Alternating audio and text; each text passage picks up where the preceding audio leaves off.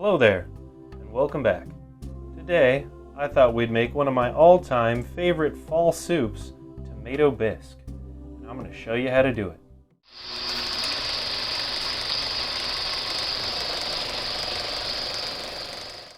And for your convenience, here's the ingredients.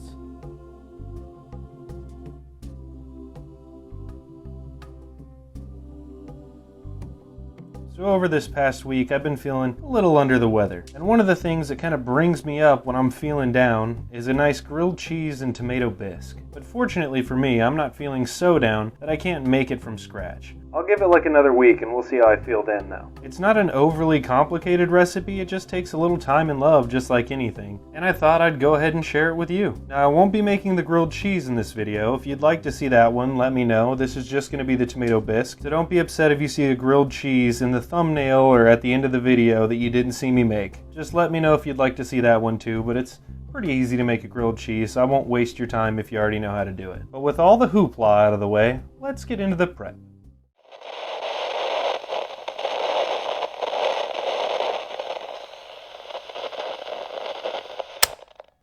Nothing too crazy going on, just a ton of tomatoes, some chicken stock. I'm using a white onion, but you can use a sweet onion if you want to. 3 or 4 cloves of garlic, a nice celery stalk, just a wee bit of brown sugar, some butter, and some fresh herbs. If you're using fresh herbs, you can use dry herbs too. It's not a huge deal, just use what you have, get what you can. But to start everything off, I'm going to need to prepare a bit of a mirepoix, which is just vegetables for sautéing, which involves my celery stalk. Now typically a mirepoix consists of carrots, celery, and onion, but it can be pretty much anything you want it to be, which today is going to be garlic, onion, and celery. And this is just going to give the tomato bisque a little more depth of flavor once I saute these herbs.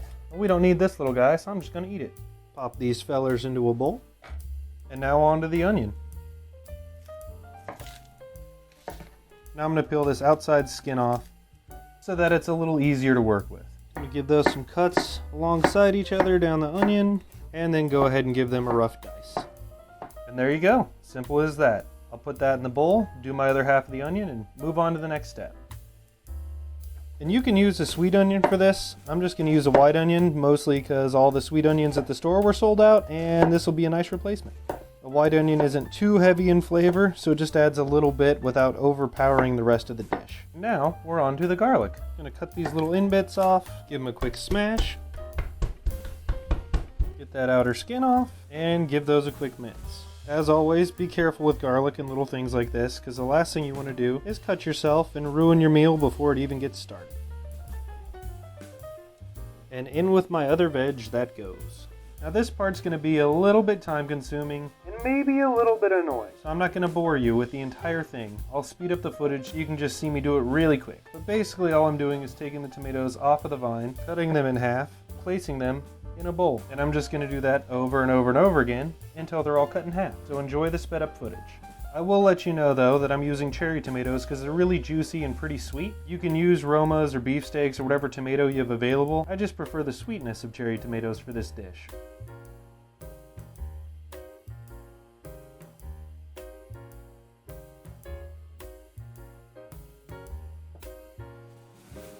And there you have it. It's as easy as that. It takes a little time, but you just added a bunch of love to it, so it's gotta taste better now. So now, similar to the last video, we're gonna make a quick bouquet garni to add to it to help infuse a little flavor. Just take you a little bit of butcher's twine, add your herbs to it, which I'm using some thyme, rosemary, and probably about 1 sage leaf because it's really strong and I don't want it to overpower the dish. Give that a quick wrap and tie. These little extra bits off, I suppose. And there you have it. Now none of this has to be perfect. Once we're done cooking the tomatoes and veg and getting all that flavor in there, we're going to be taking it and running it through a fine mesh strainer with a spoon or something of the like. Press it through and get it nice and creamy so there's no seeds or anything else in there. So you can be a little sloppy right here. It's not going to affect too much. But, you know, do the best you can. I also forgot to mention pretty much the key ingredient for a tomato bisque, which is the heavy whipping cream. So don't forget that. But with everything ready to go, let's move over to the stove for the cook.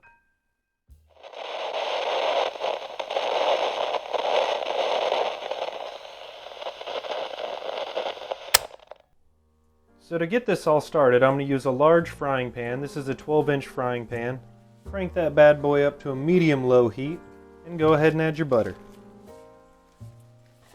You can use vegetable oil or peanut oil or olive oil if you want to. I'm just going to use butter because I think it has better flavor. I'd use bacon grease if I had it, but I'm currently out. We're just going to let this butter melt and the pan heat up, and then we're going to add our mirepoix to it and let it saute just a little bit. Our butter's melted, the pan's hot, let's go ahead and add our veg. And we're not really trying to saute everything so much as we are trying to sweat it and get some of the flavors released out of it. So when we add our tomatoes and everything else, it all is able to combine and make a tasty little food together. I'm just going to let this cook until the onions are pretty translucent and the celery is nice and soft, and then go ahead and add everything else. Just be sure to mix it every once in a while so that everybody gets a nice little chance to meet the bottom of the pan. I'm just going to add a little salt and pepper, give it some extra flavor. Nothing too crazy. Just season as you go. So my onions are getting a little translucent and my celery's getting a little soft. So I can go ahead and add my chicken stock and my tomatoes.